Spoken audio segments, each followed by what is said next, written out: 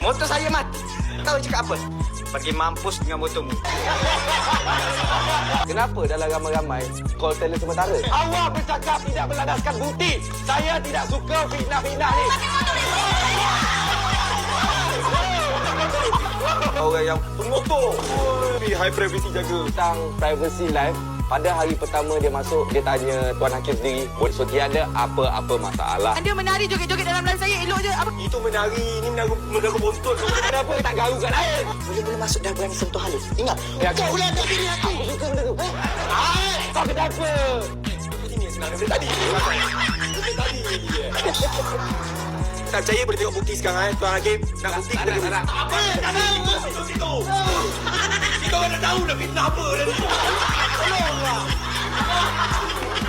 Cuba support sikit. Kalau semua di sini tak ada di sini tak jadi konten dia.